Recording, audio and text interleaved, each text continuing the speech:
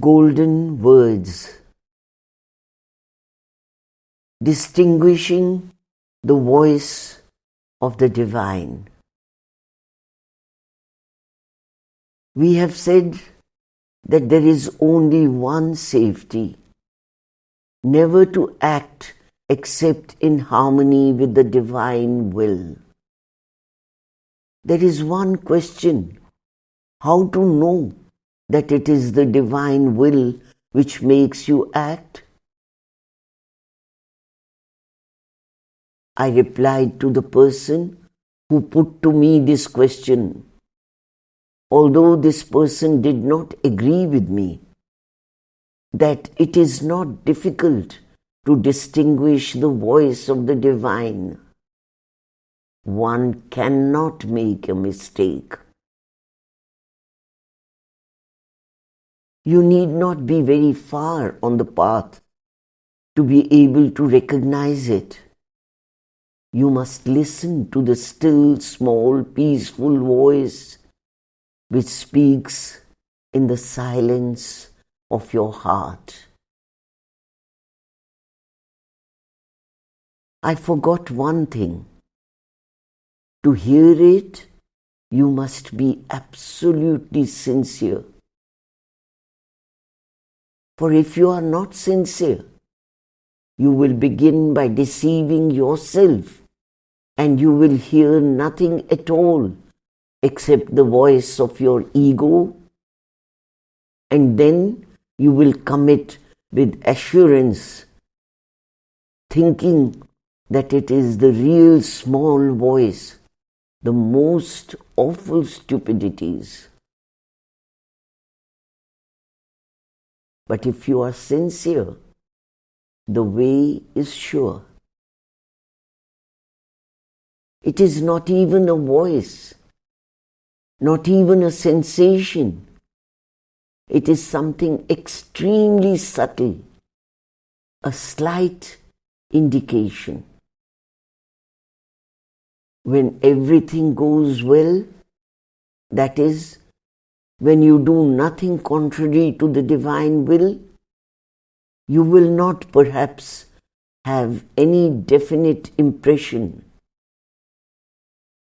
Everything will seem to you normal.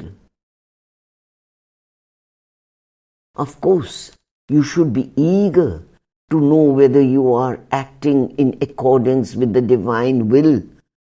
That is the first point, naturally, without which you can know nothing at all. But once you are eager and you pay attention, everything seems to you normal, natural, then all of a sudden you feel a little uneasiness somewhere in the head, in the heart, or even in the stomach. Generally, one doesn't give it a thought. You may feel it several times in the day, but you reject it without giving it any attention. But it is no longer quite the same. Then, at that moment, you must stop, no matter what you may be doing, and look. And if you are sincere, you will notice a small black spot, a tiny wicked idea, a tiny false movement, a small arbitrary decision. And that is the source of the uneasiness. You will notice then that the little black spot comes from the ego, which is full of preferences. Generally, it does what it likes. The things it likes are called good, and those it does not are called bad. This clouds your judgment. It is difficult to judge under these conditions. If you truly want to know, you must draw back a step and look, and you will know then that it is this small movement of the ego which is the cause of the uneasiness.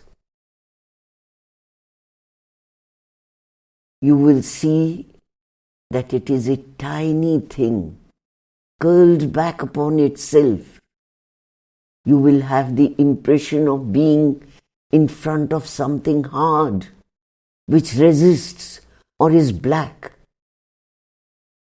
Then, with patience, from the height of your consciousness, you must explain to this thing its mistake, and in the end, it will disappear. I do not say that you will succeed all at once the very first day, but if you try sincerely, you will always end with success. And if you persevere, you will see that all of a sudden you are relieved of a mass of meanness and ugliness and obscurity which was preventing you from flowering in the light. It is those things which make you shrivel up, prevent you from widening yourself, opening out in a light where you have the impression of being very comfortable.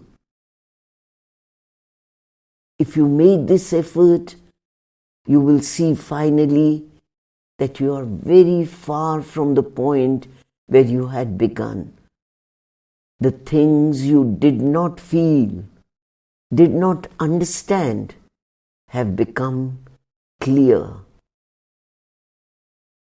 If you are resolved, you are sure to succeed.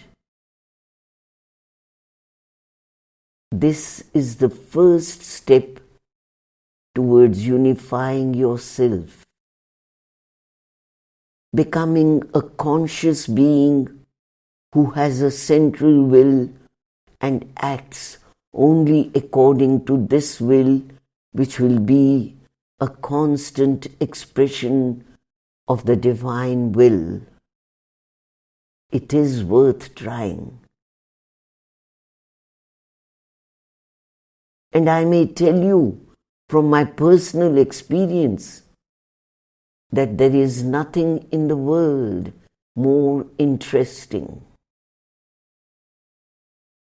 If you begin making this effort, you will find that your life is full of interest.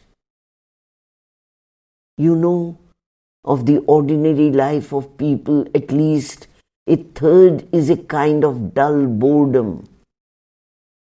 I say a third, but for some, 2/3 of the day is a dull boredom. And all that gets volatilized. Everything becomes so interesting.